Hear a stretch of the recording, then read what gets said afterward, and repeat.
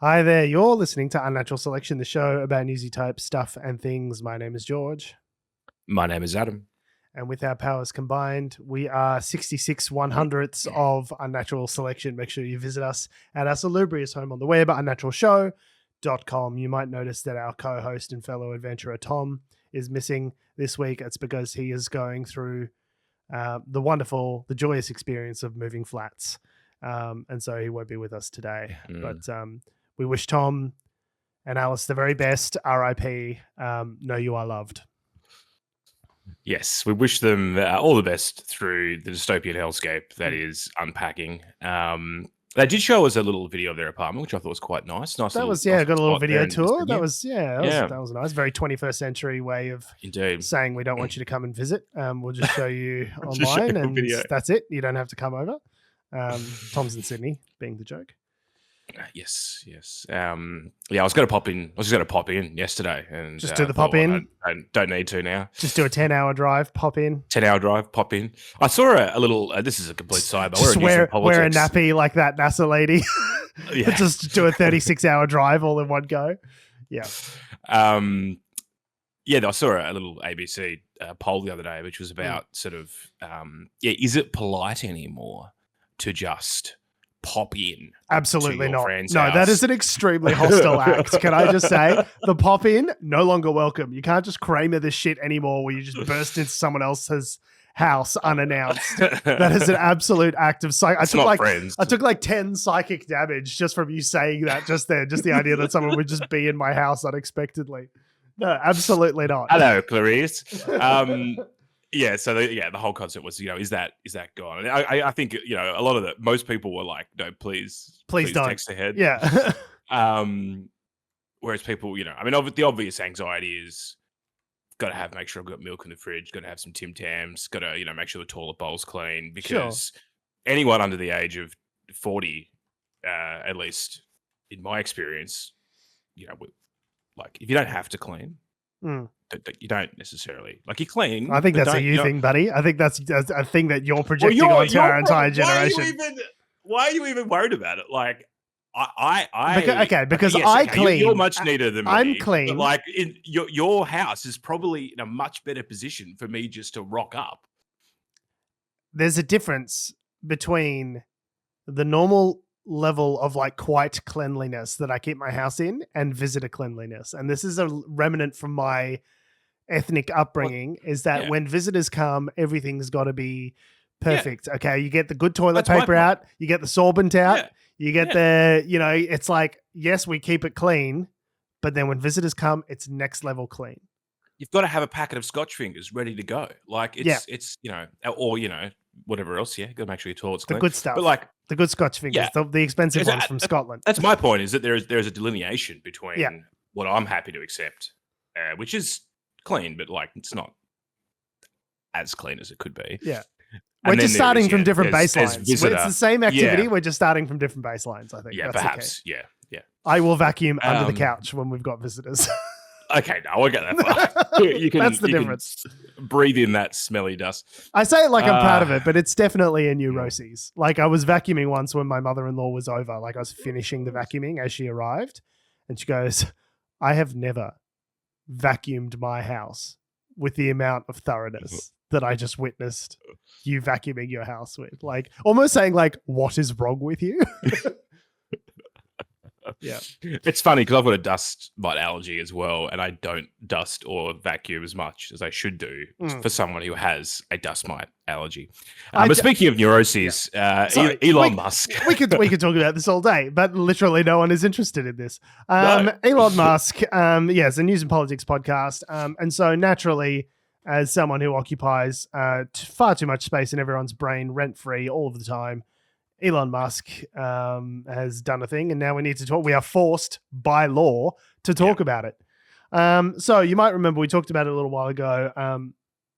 There was a church stabbing in Sydney that Tom conveniently had an alibi for. So, I mean, I'm not saying it's Tom, but I'm just saying since he moved up to Sydney, I'm aware all of a sudden there's been a lot more stabbings, lots of terroristic stuff going on. I'm just like, Is it that there are more exponentially more stabbings, or is it Well, there's just more that making because the Tom news, is there, or maybe we I'm are noticing. aware of them? It's confirmation bias. Because, yeah, that's but what I mean. regardless, I like to make sure that Tom's got an alibi for each one of these incidents, and it's just good that it checks out in this particular case. Okay. But Anyway, there was a stabbing. There was a stabbing, and A man got seriously hurt. was seriously injured. He's fine now, so it's okay.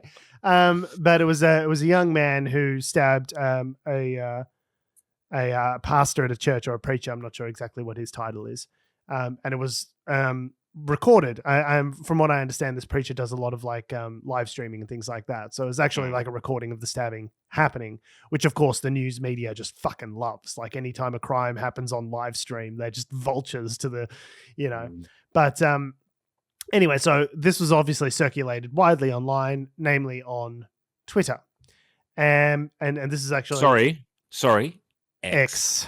Sure. Sorry.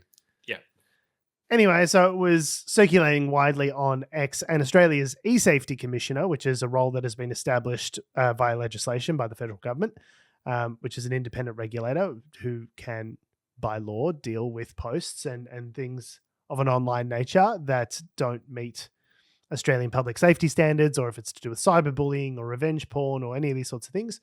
You can go to the e-safety commissioner and they can create legal orders that would require these social media companies to take down this content for various social good reasons. And obviously having a video of a stabbing circulating widely on the internet, probably not a good thing, and might incite other people of a similar mindset to conduct similar kind of terroristic activities. And so that's why they wanted to take it down.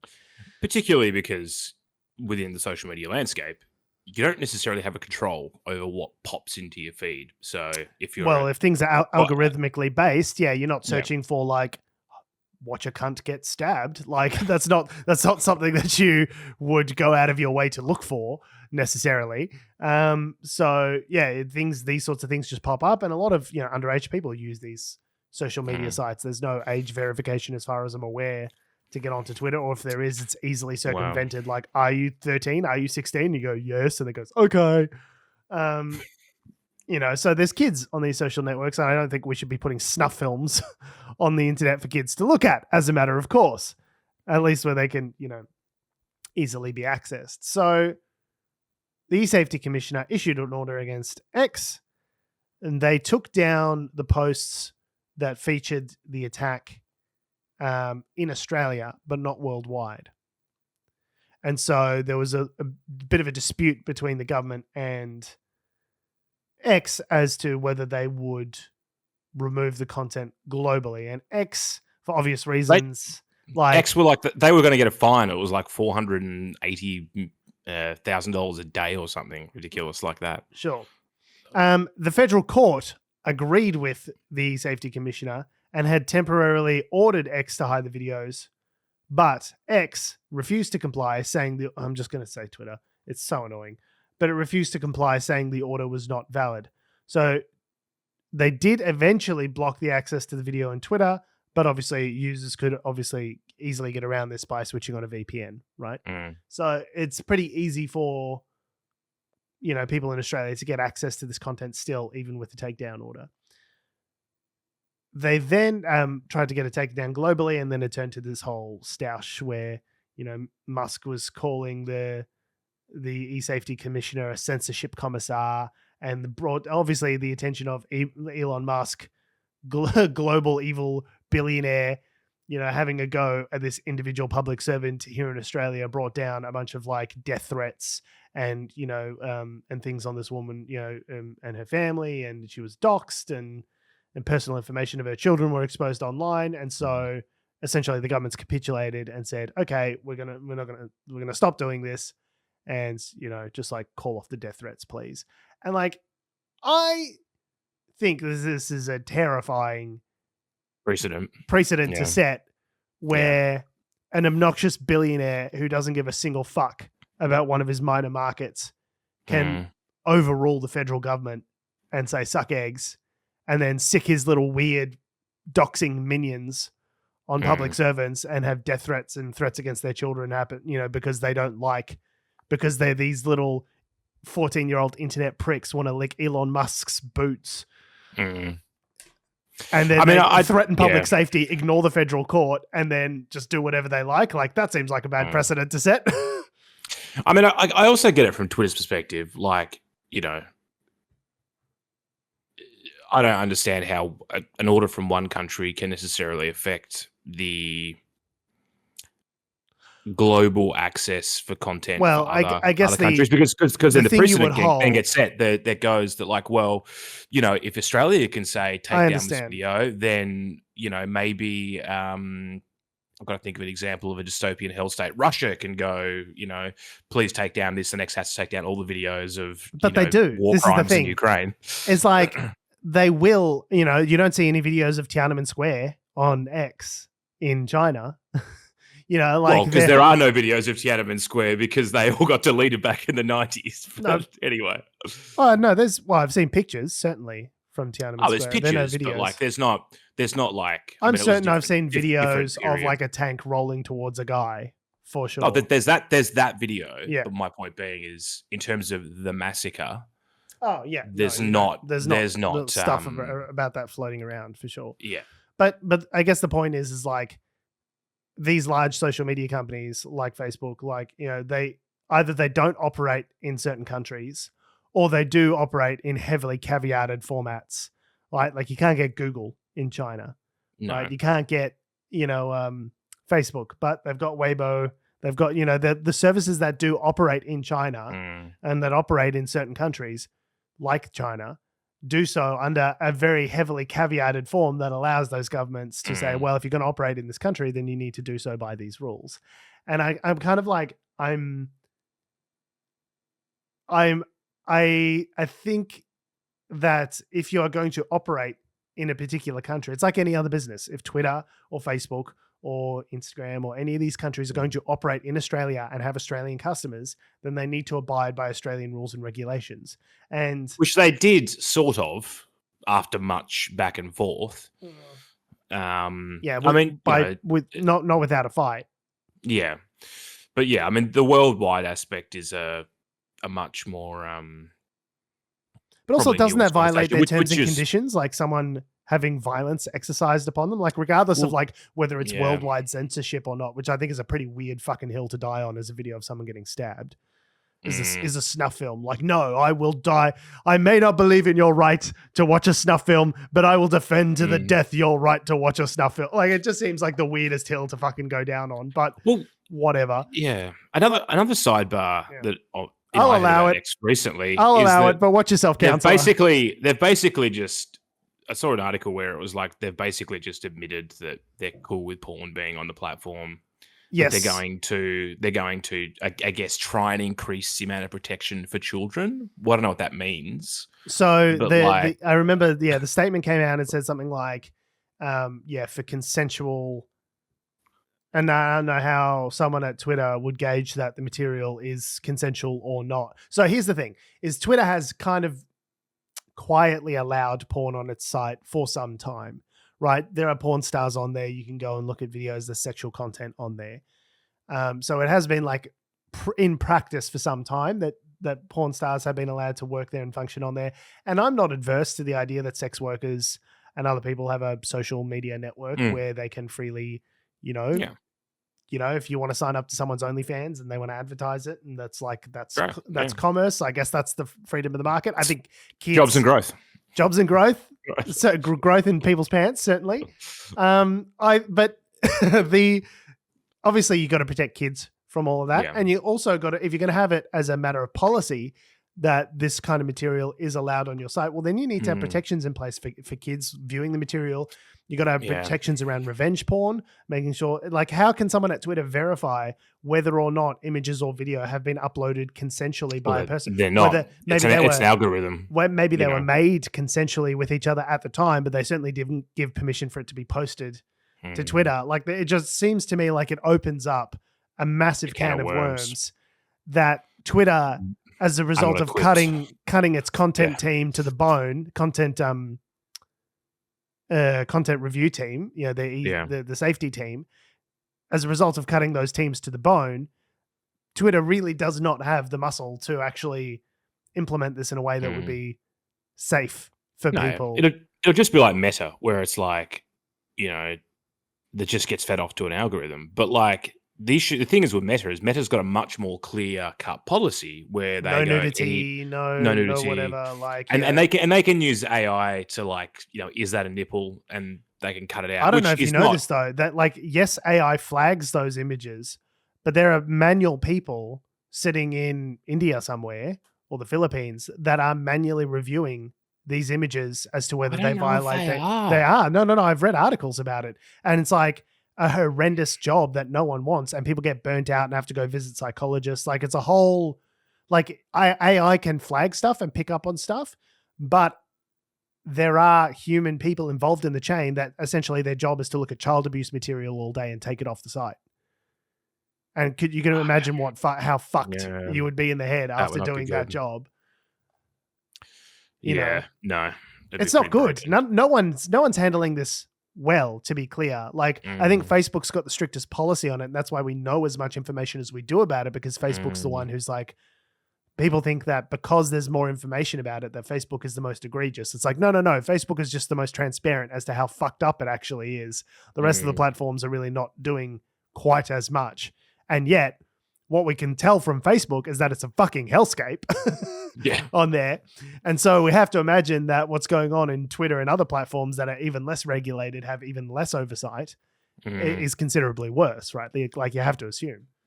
Yeah. And this is the thing, is that, X has sort of pinned its mast to the free speech, and and there's this thing where everything after a while, you can start to argue everything is free speech. Like, I should be entitled to watch my boobs or watch someone get stabbed or whatever it may be. And I get that. Yeah, and that's an argument for the US, in the US as well. As imagine like, being pro-stabbing. What is free speech? Pro-stabbing content.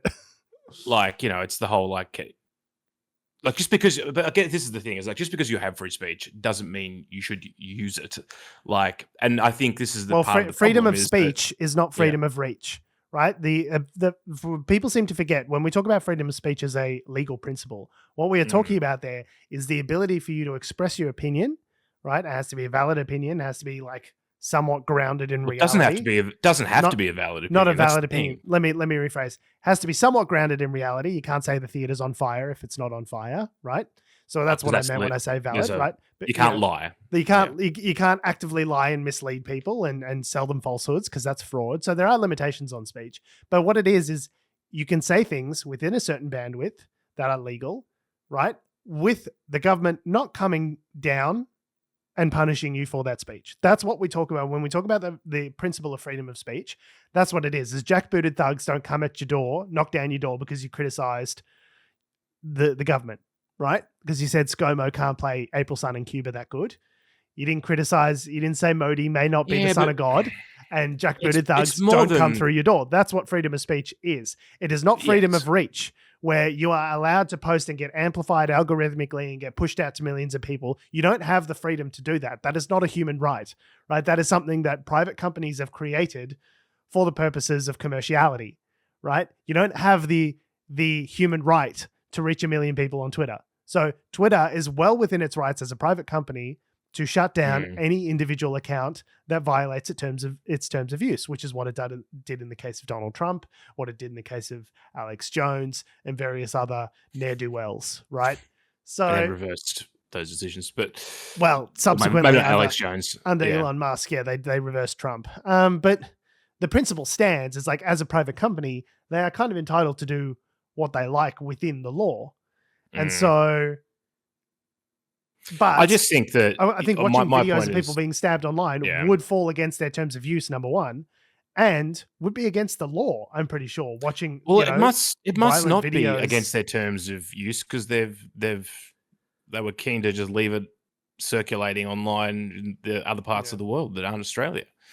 So, which is weird. So maybe the terms of use have been updated at X. And the terms of use is just like just a middle finger, just a picture of Elon Musk's middle finger. It's just, you know what it is? It's like when you export a new Microsoft publisher document, and it's got like this is a paragraph to insert the text, and then it just goes into Latin. Yeah, Loris Ipsum. That kind of fake Latin language. These are our terms of use, and you can put them here. Yeah. Little Loris Ipsum.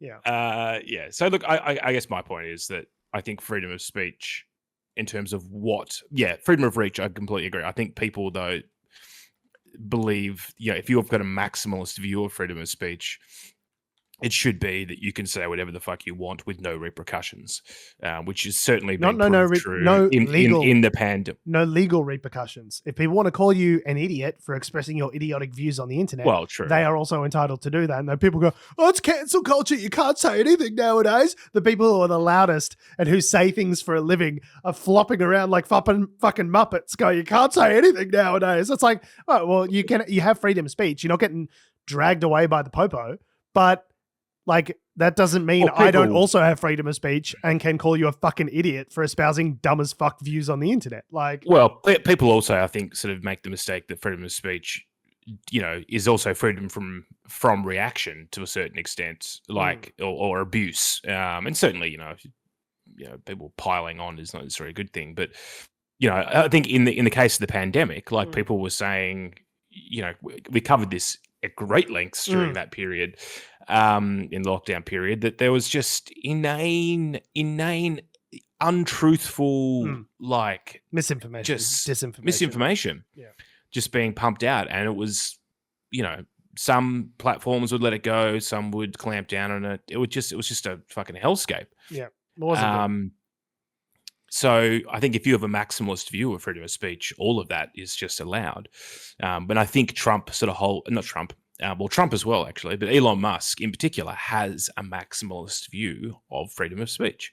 Because he's got this weird idea that somehow rational people will be able to sort of debate the people who are unrational, and we'll all come together and sing Kumbaya. I don't know. His experience of the marketplace of ideas has been in the 21st century, but it certainly doesn't depict reality.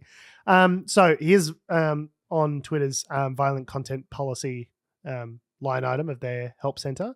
Says, you may share graphic media if it is properly labeled, not prominently displayed, and it is not excessively gory or depicting sexual violence, but explicitly threatening, inciting, glorifying, or expressing desire for violence is not allowed.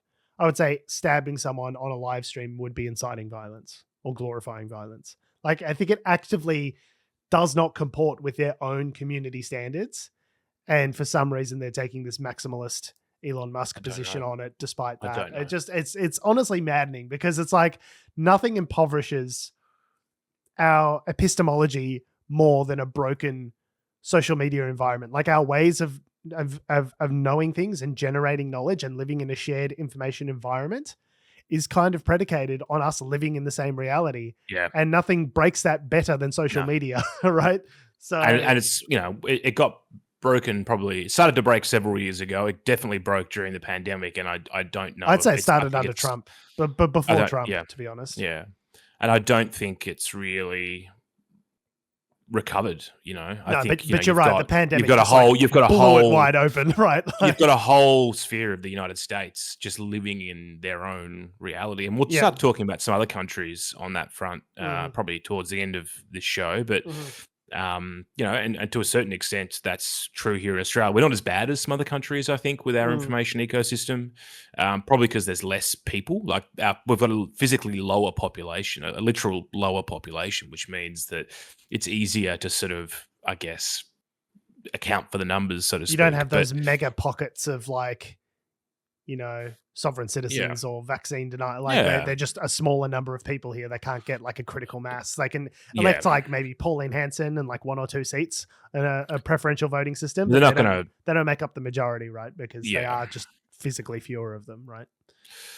You can't get a constituency together of well, hopefully. not yet. Not yet. But we're on the way. Don't worry. Moving back to Australia, our next story today is, I guess it's local politics. So if you're an American, your brain's probably going to melt out your ears right now. Get ready for some local politics. Where are you going? Where are they all going? The listeners are dropping off precipitously. Where have they gone? And for those people here in Australia, I'll mention the name Bill Shorten. Oh, we lost to the rest of them. Everyone's gone. Oh, they're gone. Bill Shorten's gone. So basically, there has been a bunch of Senate estimates. It's Senate estimates period here in Australia at the moment, and we love Senate estimates here at Unnatural Selection. Yep. I was texting the boys yesterday. I was like, "Have you seen some of the shit that James Patterson's putting out? Can you believe? It really is budget. It's budget time of But the it's year. so dry. But it's so dry. Like if you watch it, Yeah, there's lots if of you watch a clip of it, points of order, and like having things stricken from the record, and just like they're so uptight with all their weird rules about who can say what to whom and when and for how long, and procedures and orders and language and all this sort of stuff. And it's just like, oh, it's exhausting. However, you do get some good viral clips every now and then of a senator just holding someone's feet to the fire. I remember back in the day, you get some Penny Wong. Penny Wong would be absolutely just, roasting people at Senate estimates. And to be fair, the Conservative members who are now, because I guess the government, all of these people who used to roast people are now in the government. So now the people that are doing the roasting, the roasters are now the roasties. Yeah. And they're trying. They're really trying. Somewhat, some successfully, some very unsuccessfully, to try and get gotchas for their 2-minute YouTube channels, which are watched by tens of thousands of users. I don't know how they have tens of thousands. I don't know how Malcolm Roberts has 30,000 views on a Senate estimates video, but we can't get 100 listeners. It's probably most of it. It's mostly just people like us, like hate watching it. I'm sure there's like the 5,000 people that are there for Malcolm Roberts, and then there's the 25,000 relatives of those people being like, Nan, this is not real information. Like, what are you talking about? Like, I'm certain that's the dynamic, right? And that's Malcolm's just asking questions. It's just asking questions.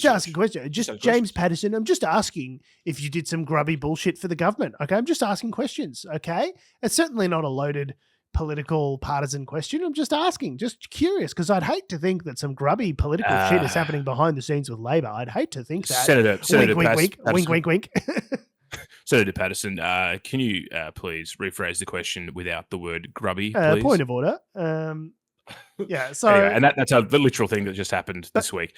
But they literally, I think these senators do this in mind with the intention of creating a viral clip that they can put on social media, right? Like, they are framing the questions in such a way as to then take and then use in a campaign ad or use on social media to feed some red meat to their base, even when they're not really saying anything, even when they don't get anything. It's so funny because it's like, senator, destroys, government Labor member, and it's just like, you named it that. Like, you took that clip, you asked the questions, name in the video. Your team has taken it and then uploaded it to your social media. It's just like, and you're naming it to try and pop off for maximum virality. Like, yeah, it's. And then the Australian, takes the title and uses it verbatim in a little hit piece on the Monday morning.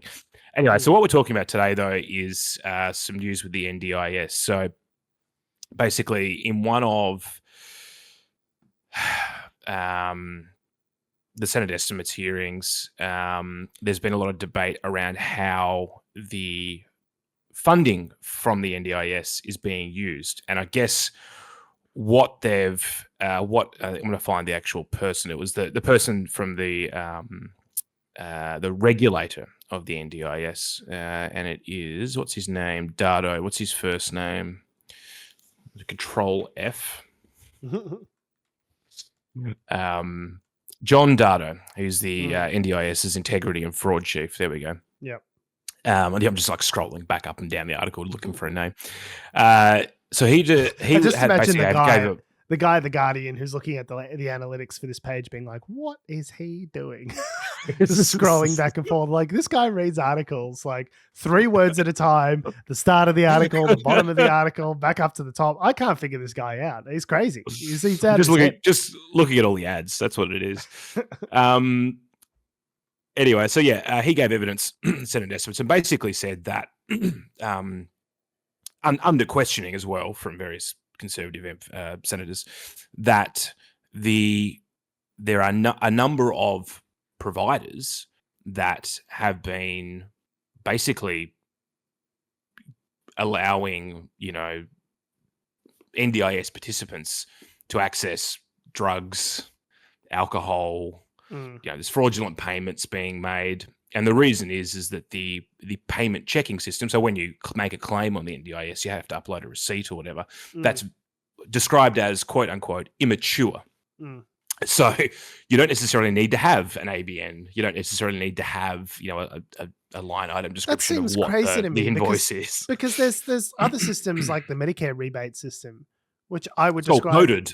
Yeah. You got to have a provider number. You got to have a line item. You got to describe the services. It's like a 7-step process in terms of getting your refund.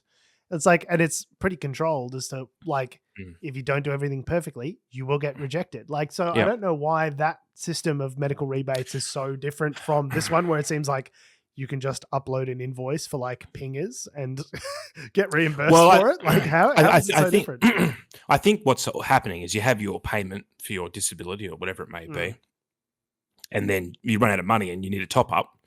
You just basically say, I need a top up. And they go and spend it on whatever they need to, with not much evidence really to back that up. Now, this is part of Shorten's. Now, to be clear, Shorten's been saying this for a while. So Shorten is the NDIS minister, or the minister responsible for the NDIS. And he has been saying that one of the government's policies is that they're going to clamp down on dodgy providers, and that's that term dodgy providers has been thrown around. Yeah, and look, since everywhere. That was one of their election pledges, essentially before they came into government in May of 2022, was like, we're going to clamp down on the rort that's happening in the NDIS. Like, yes, we want to fund it. It's not as though the expansion in funding is unwarranted. Obviously, if people are getting services under the National Disability Insurance Scheme, we want them to get those services. But there's a bunch of middlemen and corporate fraud and waste and things that are going on in this program that we want to clamp down on. And to be clear, all of these were prevalent during the 9 years of the coalition government when they were managing the scheme. I don't think scams started, fresh as the driven snow on May the 6th, 2022. Yeah. I don't think that's when the problem started. This is clearly a pre-existing issue. But obviously it needs to be rectified. Like, you can't just have people submitting invoices and getting paid for non-NDIS related expenses, because that seems obviously quite broken. And then this is part of the reason for this is that the NDIS scheme would cost. I mean, it's forecast to cost $60.7 billion by 2027, 2028, and there's projected to surpass $90 billion by the decade's end. So it's going to become one of the most expensive government expenditures, or is one of the most already expensive government expenditures within the budget. So they're trying to sort of clamp down on it. It has been expanding rapidly since the program was introduced under the previous Labor government. But it's interesting because I think everyone agrees they don't want waste. So everyone's probably in agreement this is bad. Sure. Okay. But everyone's like the Greens and the Liberals and Labor, they're all attacking it from different angles. So the Greens are saying, one of the questions they were putting to Dardo was like, are you just sort of, have you been pressured to say this by a government minister to therefore support the government's narrative that they need to clamp down on dodgy providers? So we'll all agree to pass the legislation, which the Green senator quoted as being cooked, I think was the term. Cooked, that we'll agree to pass the cooked legislation. He's like, no, this is, to quote Dardo, this is happening. It's not just one or a couple of people. It's like hundreds to thousands of people are making abuses of this system. And the Liberals are saying, well, they've labelled it incompetent. Where are we? No, that's the Labor one. Basically, Michael Sukar used question time to take some of the evidence from Senate estimates and was like, you need to explain how the government's failed, to traffic drugs. Why are we allowing drugs to be trafficked? Why did the to government Australia's fail most vulnerable? In the last 2 years only, and not prior to that? Well, this is Shorten's response. Shorten's response is, well, no. I'm trying to fix a situation that you guys broke. You ran it for a decade.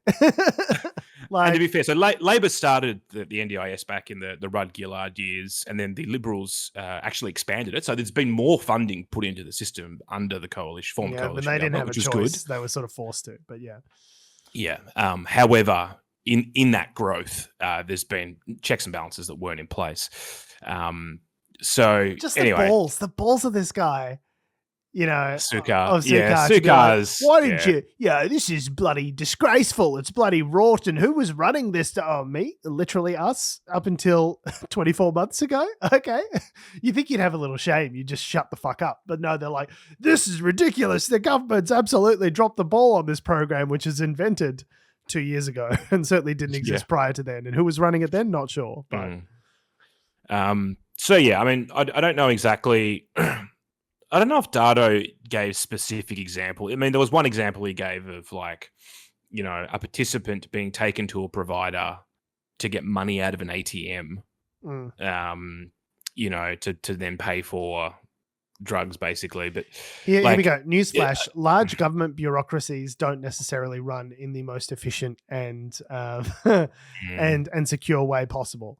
The answer is not to abolish the bureaucracy. The answer is to create, safeguards and methodologies and ways of doing things to make sure that the right money is getting to the right people and the right circumstances, right?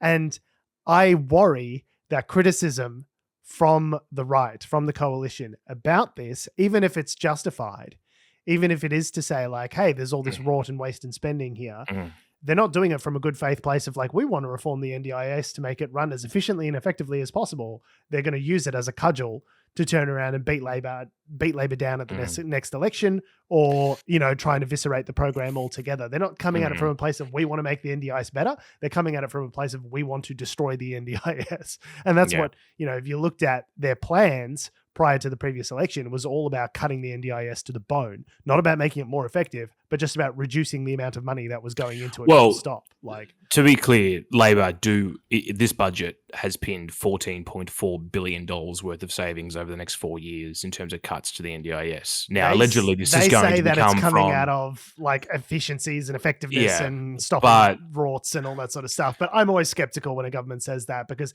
anytime a government says like, oh, we're going to get it from closing tax loopholes, or it's just like, it's never ends up being the case. We've got, before you go on, friend of the show, Alana Charnel is writing in. It's difficult because sometimes family members can be carers, so they may not have an ABN. They don't want to block them from the system or make it too difficult, which is a really good point. Obviously, but we need to find some way of having unique identifiers for people to make sure that they are getting the money that is entitled to them and that it's being used on appropriate expenses. I mean, if I can, and not everyone has got, a smartphone, not everyone's got access. There's accessibility concerns around all of this, I understand. But there's a Medicare app where you upload your invoice. There's a provider number. It's tied to a specific Medicare number, an account. Like and that system seems to work pretty well for making sure, from what I can tell, for making sure that the expenses that are being paid out and reimbursed to people are legitimate expenses. Why something like that can't be implemented for the NDIS is not clear to me, right? And maybe there is a good reason. I think it's probably just to do with the complicated nature and the diversity of disabilities and things that the NDIS covers, I'd imagine. In that, but the response can't be someone fills in a form and then we give them money for pingers. Like, that can't be the that can't be the desired end state that we're shooting towards. It needs to be more secure than that, right? We agree on that. I mean, people argue that if you want pingers, you save up, okay? That's how it works. I mean, this has always been one of the criticisms of like Centrelink, right? Is that you use your Centrelink payment to just go fucking buy drugs and booze and pokies and blow it on the yada yada yada. But like, if you want to economy, if you really want to get down to if you want to start to fractionally, investigate every single line item that someone's purchasing things with, it gets very complicated. So I get the Greens perspective of like, like this sounds like, this guy is just basically being used as the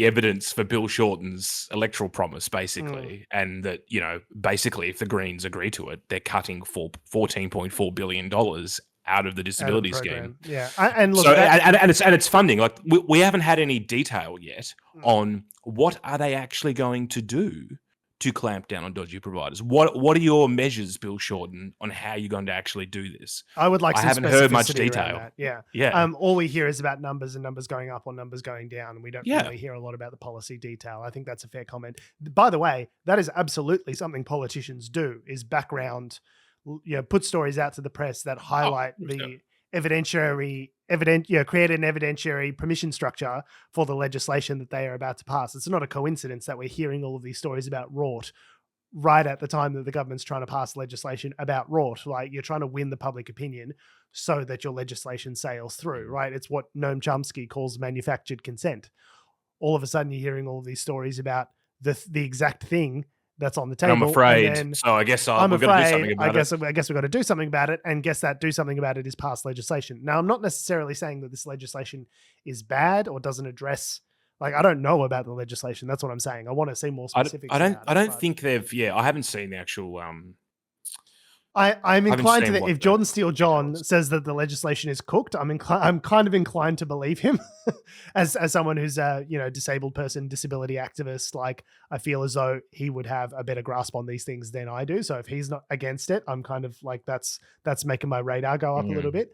However, I think I am broadly in agreement with the principle of, if you have money dedicated for a particular public good, you want to ensure that as much of that public good is being served as possible by that money, right? So you don't. It's one of those things with what proportion is the rort in comparison to the rest of the program, which is tens of billions of dollars? Like, does 2%? Is it $14.4 billion? I don't know about that. $14.4 billion? I don't think so. Like, probably not. I'm imagining this is a very small number of cases in a very large pool of resources that would be going to fraud. And I think a certain amount of, like, no program is ever going to be perfect, because the amount of money and time and effort you would spend in administering the program at a certain point becomes in excess of the amount of fraud that you're catching, right? So if you means test all of this stuff too much. So I think you need to accept a certain percentage of a certain failure rate with any government program, knowing that a certain amount of money is going to be wasted. And is it higher or lower than the expected threshold? I don't know. I'm not in a position to judge. But everyone sounds really mad about it. So it's interesting. Like, I just think we'll talk about this as our next article. It's interesting when you compare it to other social welfare programs like Centrelink, Medicare. That, I mean, those programs are increasing, like Medicare in particular, but not at the same rate. But not at the same rate. Yeah. So why is the NDIS different? Did we just badly scope it to start off with? Possibly. I think there's also a much more expansive need in terms of supporting disability than we initially thought when the program was established. And I think in a lot of cases it's really good that, people are able to be supported by, like, there was a real gap in the market, right, in terms of what was needed. 100%. That's why the NDIS was established in the first place, is because there were people with disabilities that were falling through the gaps, right? So that's why it was created. Maybe it is just that there's a way more need in the community than we realized. Or it could be that a lot of, as with a lot of these programs, when they get introduced, there's a lot of middlemen that get involved. I remember my friend Paul was telling me about his experience with the NDIS. It's very complicated. You need to be really on your ball in terms of what you file and when. There's these case managers where, for a certain amount of money, they'll go through dealing with the bureaucracy of it for you, and they get paid out of that money. So it just seems like there's a lot of people with a lot of fingers and a lot of pies, kind of soaking up some of the, a lot of middlemen. And when middlemen and consultants and those kind of people get involved, it does inherently make the program less efficient. Now, I would argue the answer to that is to make the program simple and accessible enough that it doesn't require all of these middlemen taking their cut, because then it's a much more direct to consumer type system like you have with Medicare.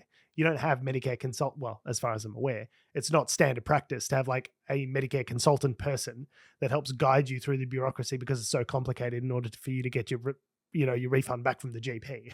That's not how it works. Well, it's much simpler though. In that case, it's like it's a GP consultant's fee.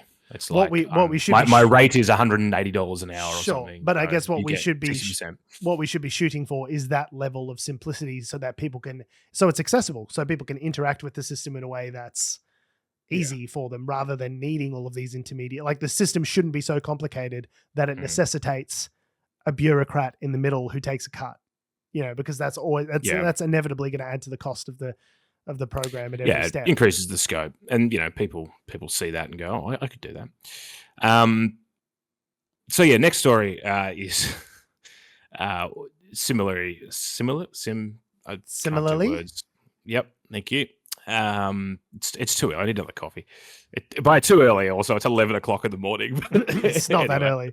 It's not that early at all. So you'll remember that the Robodebt saga is one that we've talked about at length on this show. Robodebt was basically automated. In terms of trying to clamp down on dodgy payments. Robodebt was like if you've got the NDIS probably on one end, what we've just talked about, and then you've got Robodebt on the other, which was like, we're going to automate everything, this whole thing. It's all going to be robots.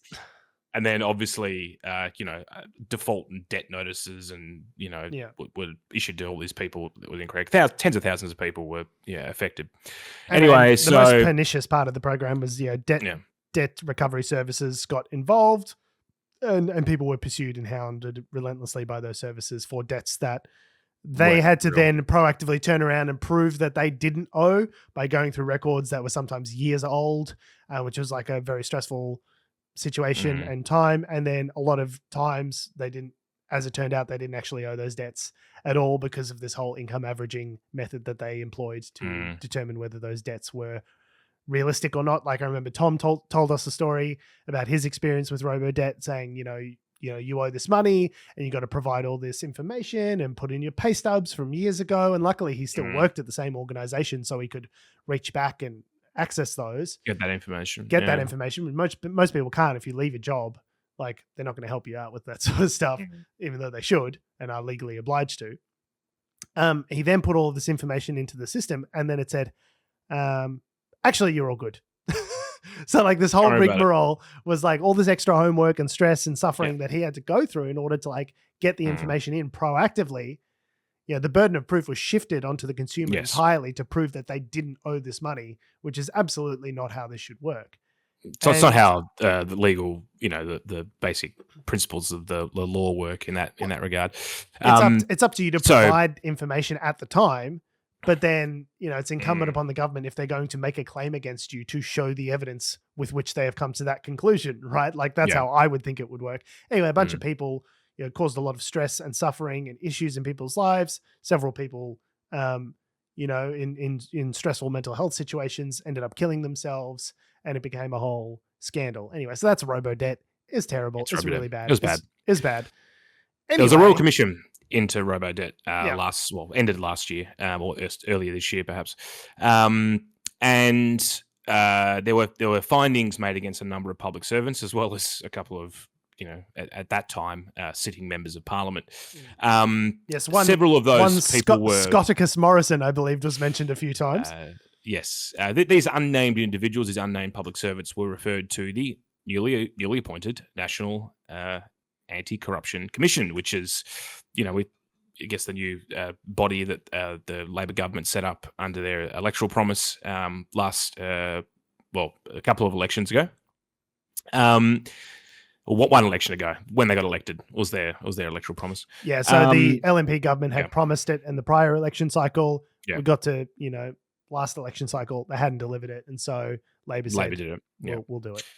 And they did say, I remember very clearly, that it would be a anti-corruption commission with teeth. With teeth was the phrase. Yes, I remember that as well. Which is interesting because the people referred to the NAC under the Robodebt Royal Commission have been, the NAC's now advised that they're going to drop any further action, allegedly because of double handling. There's already another investigation being carried out into these public servants by, I think it's actually the public service, like the Australian Public Service Commission is investigating this as well. So if you had to describe the NAC's response with regard to the toothiness, how would you describe that? Would you say it's toothful or toothless, perhaps? I'd say it's pretty.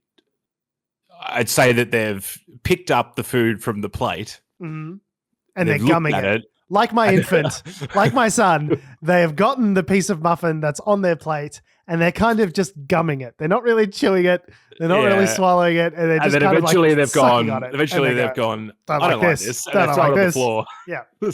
And then they throw it at the dog. Yeah. My dog's very happy about that. But yeah, so I mean, I get it. Like you don't want to, there's no point having two different federal bodies, investigating the same thing. But I mean, I would have thought that maybe the NAC would potentially take precedence over the Australian Public Service Commission, maybe. Well, so here's the thing. So from what I understand, the Australian Public Service Commission, really their powers are to sort of dismiss the public servants involved if they're found to be culpable of wrongdoing. They don't really have any kind of, teeth with which to, there's no sort of criminal penalties or anything like that they're able to enforce. Now, the NAC has gone out of their way to sort of say that they also kind of can't do that, which is what I found interesting about this piece. So the NAC said on Thursday that it was, quote, unlikely that it would obtain significant new evidence, unquote, and then concluded it was, quote, undesirable for a number of reasons to conduct multiple investigations into the same matter. Quote, there is no value in duplicating work that has been or is being done by others, in this case with the investigatory powers of the Royal Commission and the remedial powers of the APSC, the Australian Public Sector Commission. For the reasons that the NAC said it could make a finding of corrupt conduct, but it could not grant a remedy or impose a sanction, nor, quote, provide any individual remedy or redress for the recipients of government repayments or their families who suffered due to the Robodebt scheme. Which makes me wonder, what is the point of the NAC if the NAC says, we can't do anything about it. Even if we did find him guilty, there's nothing we can do about it. I'm like, okay, and what's the point of the NAC? Again, like remind me. I thought the whole point that it did have, they said time after time that they did say that. When I say they, I mean, was it Mark Dreyfus that whoever the Attorney General was, that it would have powers to take remediation. So, but I guess it might depend on the context. Like we've always thought of the NAC, I think traditionally, in terms of on this show, the way we've thought about it is, well, investigating like members of the government, like actual sitting members. Whereas I've never really thought about it from being used from a public service point of view. But I don't see why not. It's it's corruption. It's in the public interest. It's government money. Like I don't see why not. So yeah, it's interesting. I don't know whether I've missed something in terms of the context here, or whether the Guardian, God bless their soul, has missed. I don't think so. Has missed something. It just feels like there's an extra explanatory note there that might need to be. Because during the Royal Commission into the Robodebt scandal, there was a bunch of information that was not released to the public, which they called part of the sealed section. Clio sealed section where they tell you how to do blowjobs. Oh yeah, right. I love a good sealed section. So there was with particular regard to information that they wanted to put aside for the NAC for the purposes of like criminal prosecution. That was my understanding. It's like, this stuff is too spicy for the public. We're going to put this aside, and then the NAC is going to be the authorized body that's going to go ahead and investigate this stuff. And so my question is, okay, well, if the NAC's declined to investigate, can we see that stuff then? Because I got a lot of questions about what was in that sealed section that was too hot to handle for the Daily News. What's the 9 p.m. stuff because there's a lot of stuff that was pretty incriminating in the public facing stuff. So what was in the sealed stuff that they weren't willing to release? You know what I mean? So maybe it's like, they'll investigate the corrupt things and they'll have the power to question people and all that kind of stuff. But then if there's any illegal aspects of it, they just refer it to the federal police. Maybe that's how. But then what's the point of the NAC? Works. Yeah, again, we come back to the central question of like, so why do you exist? What is the point of you? They're an investigatory body. Maybe it's like, well, once they've done their investigation, if there is criminal behavior, I don't think that's what we all thought we were signing on for when we asked for the NAC. I don't think that was what anyone had in mind. I'm just looking at their website. So we detect, investigate, and report on serious or systemic corruption in the Commonwealth public sector. We also educate the public service and the public about corruption, risks, and prevention. I don't know. It definitely sounds So it like they should have a role. So it says here the NAC mission is to enhance the integrity in the Commonwealth public sector by deterring, detecting, and preventing corrupt conduct involving Commonwealth public officials through education, monitoring, investigation, reporting, and referral. So I don't think they've got any sort of prosecutorial powers whatsoever. Yeah, it's like, they can question you under oath, and that can be used as evidence for a further finding. Anyway.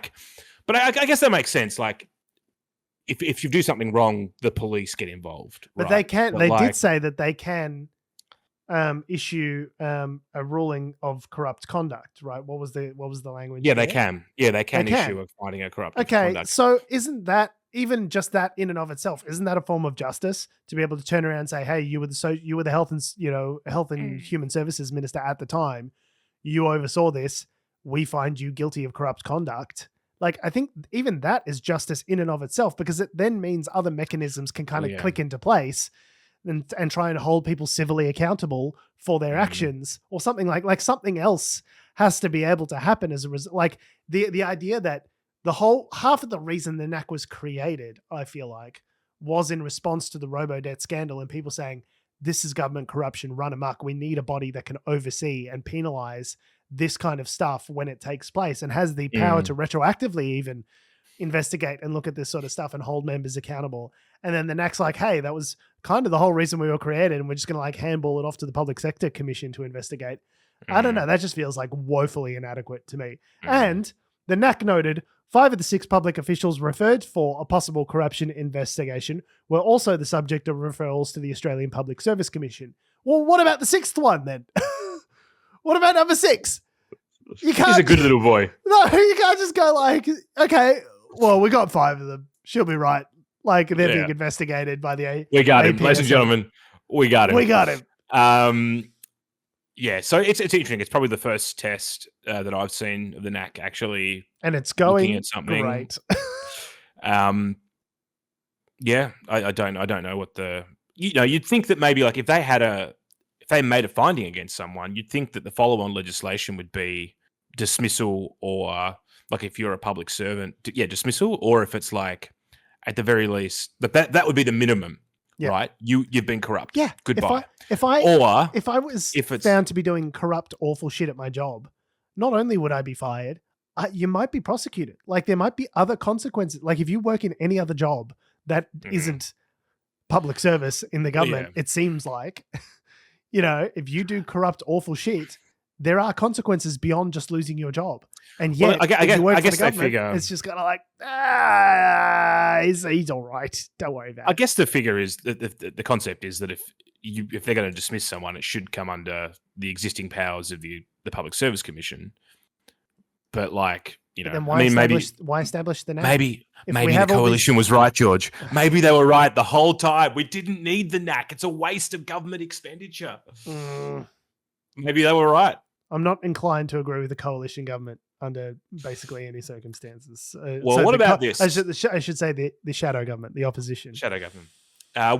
If you want to agree with the coalition, maybe you may or may not agree with them on this one. They've recently, the coalition has been out in the wilderness. They've done some soul searching. They've done some thinking. They're like, how can we reinvent ourselves? How can we take policies to the next election, which is coming up? It's probably in the next, sort of 9 months or something like that. How can we take a new policy set, a new set of ideas to the Australian public and have them want to vote for us? And so they've sat down, they've thought really hard. They did some fucking yoga, and they thought, they didn't do yoga. They went to the pub, let's be honest. They did some yoga with some coal executives. Indeed. And then they turned around and went, yeah, we're just going to go back to the policy we had 6 years ago and just say we're going to get rid of the we're gonna pull out of the Paris Climate Agreement, and just go back to doing our own thing. So basically, to be very clear, the policy position that they've just announced is that they're going to pull out of the Paris Climate Agreement, and they're arguing that the 43% emissions reduction by the end of the decade is unachievable and will, in the process of doing so, destroy the Australian economy. So why try? Why try to save the environment? We're not going to be 100% fully successful. So why bother? Let's just what they've turn the world into a flaming hellscape, because why bother trying? What they've said is that but we still agree that they haven't denied climate change outright. Oh, well, I'm glad you're not a climate change denier. You're just acting like one. Okay. Yeah. They've just said that you're just doing creating all of the policies that are exactly in line with someone who would be a climate denier, but so that's good. That's progress, at least. They've basically said that they still agree to the net zero by 2050. But 2043, the end of the decade target, 2030 target is unachievable. And I mean, great that you agree. What are you going to fucking do about it? And that basically, and this feeds into their nuclear fucking wet dream that they've got at the moment. These pricks have got such a hard on for nuclear energy. I do not understand. And let's be real. Let's be real. Nuclear energy will not happen in the next, unless something massive changes in the next 20, 30 years in Australia. Nuclear energy is a pipe dream. It's more expensive. Okay. It's at the median time to get a plant up and running 7+ years. You can't just plonk them down where coal sites currently are. That's not feasible. That's not a doable thing that you can just which is what they're proposing at the moment. Which is what they're proposing, which is nonsense. Let's real talk, real politic. It is not going to happen. It is not feasible. No one wants. You'd have to rejig all the agreements that we have at the state level. No one wants a nuclear power plant in their backyard. It's not politically feasible. No one fucking wants this. It will, I hate to be prognosticator George, because sometimes when you make predictions on a show like this, you can be proven wrong. I am happy to bet the fucking farm this will never happen. Not in our lifetimes. Okay. Well, this is probably why they've decided. I think they've woken up to that reality to some extent, which is why they've announced this policy decision, because they, I think, realize that none of this will happen by 2030. But if you give us time, we'll get it all set up by 2050, and we'll be sweet to net zero. Lion. So that's the current motherfuckers. The thinking. I can't stand these pricks. How can they be worse in shadow government than they were in government? How can you get voted out, get an absolute walloping at the last election, and then get worse in opposition? How is it possible? All the moderates got voted out / that's it. Yeah, you're right. And then the only ones left were the ones with the fire-breathing conservatives. Yeah, there was the story this week about Josh Frydenberg's I might have another go, and there was a resounding fuck no from the news media. And Josh Frydenberg, the moderates are running scared. Even if you think Josh Frydenberg is technically a moderate, yeah. Even if you don't like Josh Frydenberg, and I don't, he was one of the people that were holding Peter Dutton from jumping into all these weird policy decisions that they're making now. So what? And this is the other bit that galls me, is that they haven't just announced this as part of their nuclear policy. They've turned around and gone, well, no, the reason why we can't commit to the Paris Agreement is that to be able to achieve it, the government's going to have to destroy. Where's the quote? Let me get it actually correct. If Labor is going to achieve 2030 targets, which industry is it going to attack? This is Shadow Energy Minister Ted O'Brien. Is it manufacturing? Is it agriculture? Is it resources? The only way that Labor can achieve its 2030 target is to collapse industry. We will not have a bar of it from the coalition. Get fucked. Get absolutely fucked. It's so not a binary decision of industry and agriculture against clean energy. It's a matter of investing the resources that we need now to ensure that the transition happens in a timely manner. Things are already trending in this direction. The amount of rooftop solar in Australia is the highest per capita in the developed world. We are doing this. It is happening. The transition to renewable energy has already begun. It's happening at a pretty good clip. The graph has swung by now, right? Exactly. The pendulum has swung. We as a society have decided we are doing this with or without the government's help. Okay. People are buying Teslas and other electric vehicles, like, yes, primarily from an ongoing running cost perspective, but also because they believe that climate change is a serious issue and needs to be addressed. People are like, the market is doing this. It's not just driven by government policy. We as a society have decided this is real. This is happening. We are making adjustments to deal with this. Okay. Which is an interesting point, because he's saying that, industry is going to get shafted. And look, there is a big question mark over agriculture and restrictions that are placed on farmers and live, exports for cattle and that kind of thing.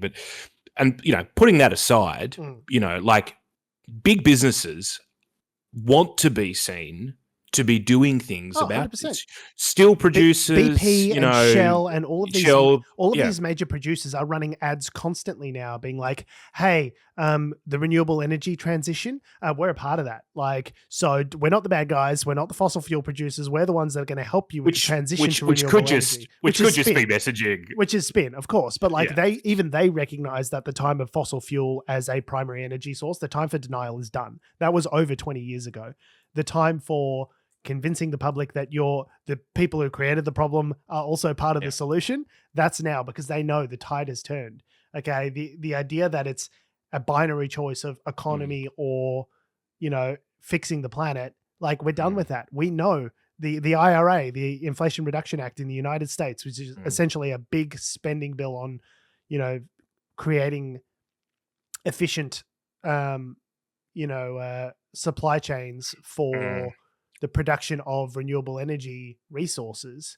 Like, the whole purpose of the IRA is to acknowledge that these things need to change. They need to change rapidly, and we're going to put a shitload of money into it, and it's going to be a growth area for the United States. Like, we can do the same thing here. We've got wide open, sunny spaces. Like, Australia, more than almost any other country, is uniquely placed for taking advantage of the renewable energy revolution. And not only will it not be a drag on industry and jobs, if you do it correctly, and if you do it first, it'll be a boon. It'll probably be the thing that takes us out of this era of economic stagnation that we're in. And yet, it also creates independence. Like, at the moment, a lot of the reasons for inflation, for sticky inflation, a lot of the reasons for high prices are because the global economy, global commodity price of natural gas and all of these resources, fucking broken, because getting it through the Suez Canal at the moment is impossible, because the bloody Houthi rebels and Iran are going to fucking sink your ships. So the point being is, like, there are two major conflicts happening in the world right now, not to mention a bunch of others happening in fucking Africa as well. All of these things mean the price for the shit that you want is elevated, right? And the problem with fuel and fossil fuels in particular is that because they are so tied into the economy, we don't have that energy independence that you were talking about there. The input costs for everything else go up. So when the cost of petrol goes up, when the cost of energy in order to create the production of goods goes up, it flows through into every single other item, because everything gets driven around by a truck, everything gets 100%. Delivered. If the cost of doing that goes up, then the cost of everything goes up, right? And so this logic that the coalition have of, like, somehow that going to renewables is going to put that at risk somehow, it's nonsensical. Like, it doesn't make sense, because the government, he's mentioned resources in this quote here. This is the Shadow Energy Minister, Ted O'Brien. Like, the government has already said we need to invest big on critical minerals. Like, that's part of the resources sector. We need to be digging. Exactly. The government wants to dig lithium out of the fucking ground. Like, cobalt is an essential material for the production of lithium-ion batteries. Like, there's a policy in the budget. That's jobs. Like, I don't know who you think. Where they're investing into it. They're not taking money out of it. They're investing into that. Yeah. So it's just dumb political. But the sad thing is, there'll be a bunch of people that go, yeah, it's fair enough. Yeah, you go, well, you don't want to have industry. I remember having I've talked about it's a fucking lie. This guy, Ted O'Brien's fucking lying. It's a lie. Not to mention that they turned around to him. The journalists were like, okay, well, do you have any numbers, policies? just anything written down on a piece of paper that we could look at? Or? He's like, no, it's coming. Yeah. And they've been saying that now. It's coming. So it's Christmas, for 12 months. Christmas is coming as well, mate. It's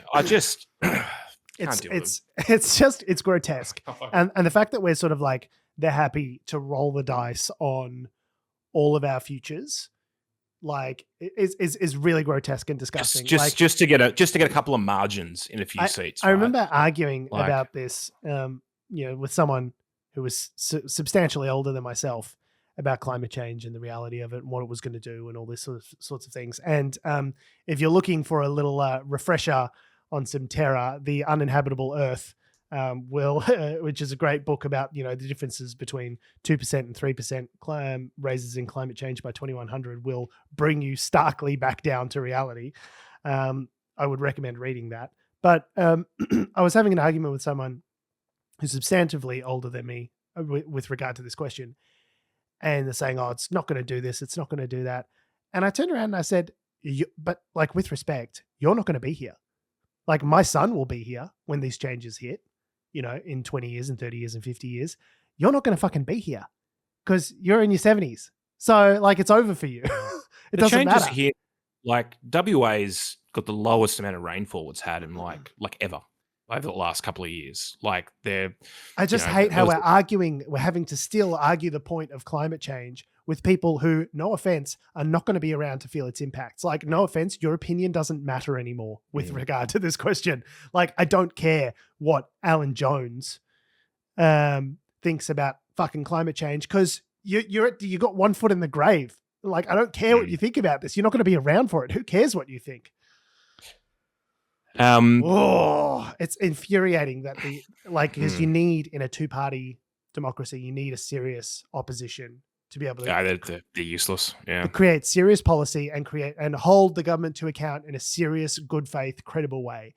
And the LNP have just proven that they're just not willing to engage. It's just talking points. It's talking points that they've been trotting out for the last 10 years that, yes, they've worked in the past, but I feel like the ground has shifted, which is why they lost the last election. Yeah. Like, get a new PR firm, do anything. Jesus Christ.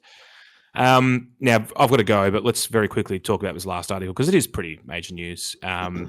India's Prime Minister Narendra Modi. Just before you do, one quick recommendation. If you want to learn more about this, Saul Griffith's book, The Big Switch, talks about this transition and electrifying Australia and how to go about it in a sustainable way. There's serious scholarship on this and how to do it in an Australian context. And I tell you what, nuclear is not part of that fucking discussion whatsoever. It is not a serious policy proposal. This is a well-researched, in-depth book that gives practical tips on how to make this transition. Nuclear is not in there. Okay? Thank you very much. Prime Minister Modi. Prime Minister Narendra Modi in India has his BJP party secured I guess the majority of votes, although not an outright majority in India's election. It is, by the way, this election they just had, biggest democratic exercise in the history of the world. Sure. Like crazy numbers. Like their number of electoral workers is 15 million. The voting population of Australia is 18 million. Okay. How insane is that? It's insane. They had most of the voting age population of Australia just administering the election. That's how big this is. It's crazy. A BJP party got the most number of seats in India's lower house. However, they didn't receive an outright majority. So now Modi's formed a coalition with 15 other parties. As you do.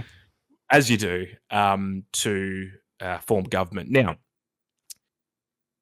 it's his third term. It is historic in the sense that I don't think that's happened before. Modi, for people who aren't familiar, is incredibly popular in India and, shall we say, slightly problematic in a number of different ways. I don't think we have time to really do a deep dive on him. Maybe next week we can have a look at it. But he has been great for the Indian economy. Growth is at like 6 or 7% or something like that, which is insane when you compare it. When you compare it to the rest of the world, like India's growth is out of control. So great for the Indian economy. He's lifted so many people out of poverty and will continue to do so, you'd imagine, over the next number of years. He's also basically a Hindu nationalist who, and has been sort of lax in what am I trying to say? Okay.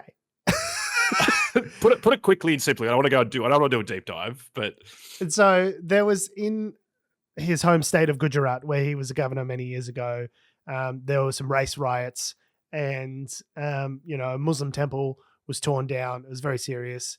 And then, it was like resulting counterattacks. And the way he responded to all of this was not very considerate of the safety of the Muslim citizens of his state. So, he's been credited with basically increasing racial divide through his Hindu nationalism, and capitalizing basically on it for political, political expediency as well, which is not great. He's also you govern a country that's like over 1 billion people. Like, obviously there's pluralities and different societies within those societies that also need to be looked after and taken care of and considered.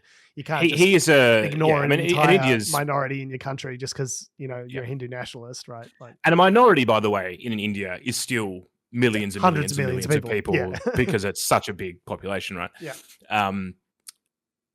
He's also been people have sort of realized that he is getting pretty. Is the apparatus around him is getting very good at suppressing media criticism. There's a lot of authoritarian type tendencies and qualities, and kind of like in this recent election, there was a report I saw that said he wasn't sure if he was like human born, or if there was like some, like, once his mother died, he was asking about like whether he was like what's the word, like immaculately conceived kind of thing, and like all this kind of like religious kind of like slightly kind of like concerning like demigod type status that he's wanting to occupy. I was like, that's not good. that's bad. That's bad for anyone. So fascinating figure. And there was a report from Avani Diaz for Foreign Correspondent where she essentially got kicked out of the country for reporting on it.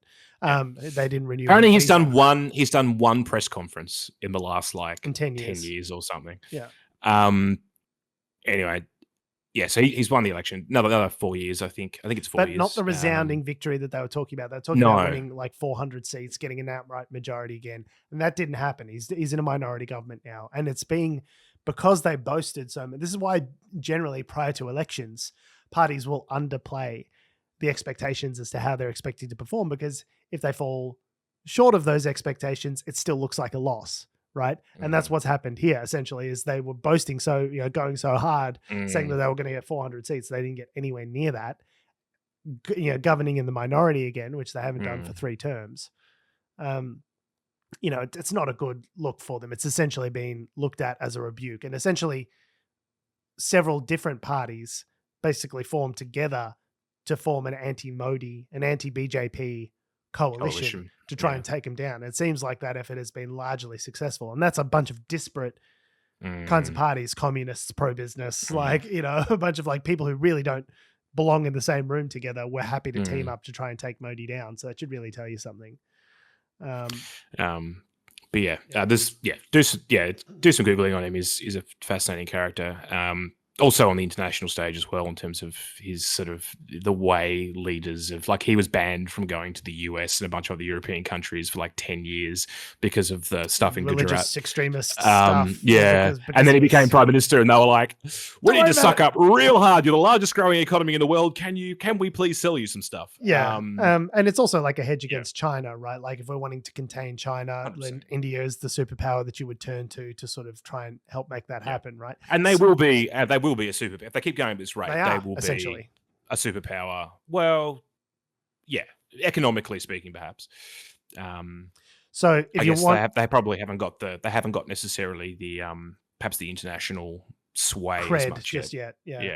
But that's happening, and I think we'll see more of that over the next 5 years. So yay for that.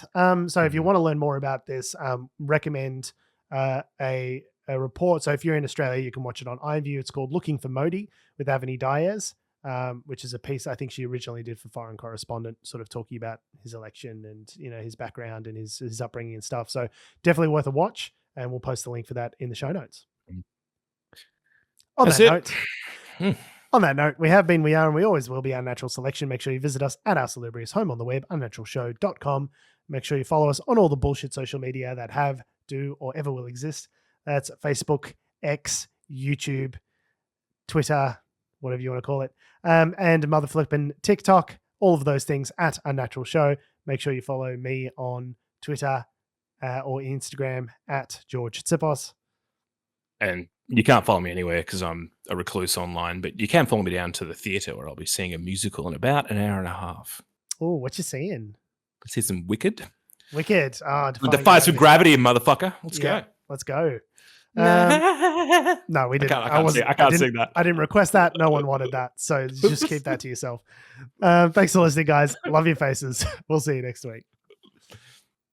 It's time to try. Absolutely not. Defying gravity.